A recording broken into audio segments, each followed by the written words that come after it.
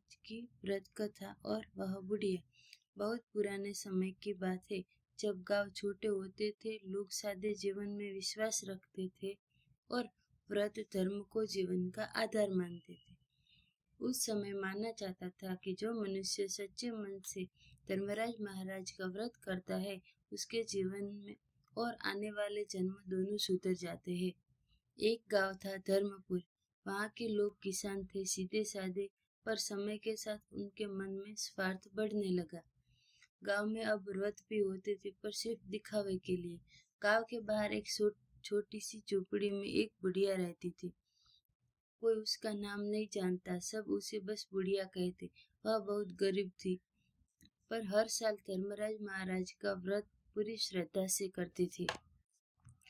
उस दिन बिना अन्न के रहती थी, किसी से झगड़ा नहीं करती, जो मिलता बांट देती। वह कहती थी, धर्मराज महाराज पेट नहीं मन की भूख देखते हैं।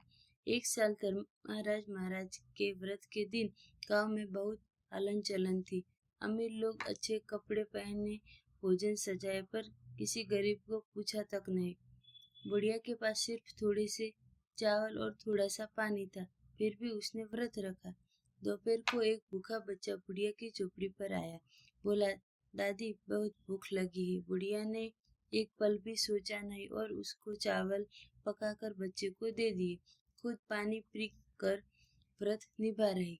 उसी समय यमलोक में धर्मराज महाराज चित्रगुप्त जी से बोले, आज पृथ्वी पर मेरा व्रत हो रहा है, बताओ किसने सच्चे मन से रखा है। चित्रगुप्त ने बुढ़िया का नाम लिया। कुछ समय बाद बुढ़िया बीमार पड़ी और एक रात शांत होकर उसने शरीर छोड़ दिया। यमदूत उसे यमलोक ले गए। धर्मराज महाराज सिंहासन पर बैठे थे, चित्रगुप्त जी कर्म पढ़ रहे थे। धर्मराज महाराज मुस्कुराए और बोले, उसने व्रत नहीं रखा, जिया है। धर्मराज महाराज बोले, उसका व्रत उसे अगले जन्म में दुख से दूर रखेगा और इस जन्म में उसे मुक्ति मिलेगी। उसी समय गांव में अजीब घटनाएं घटने लगी। फसल सूख गई। लोग समझ गए कि उन्होंने व्रत को मजाक बनाया है। धर्मराज महाराज ने बुढ़िया से कहा, तुम चाहो तो पुनर्जन्म ले सकती हो, ताकि लोगों को धर्म सिखा सको। बुढ़िया बोली, महाराज अब लोग समझ गए हैं।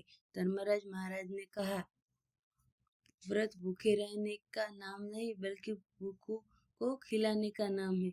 जो व्रत सच्चे मन से करता है, उसका अगला जन्म भी उज्जवल हो जाता है। दादी किया करती थी, धर्मराज महाराज का व्रत धर्म सुधारता है, भाग्य नहीं। भाग्य तो कर्म से बदलते हैं। बोलो धर्मराज महाराज की जय। अगर आपको ये कहानी अच्छी लगे तो चैनल को सब्सक्राइब करें और लाइक करें।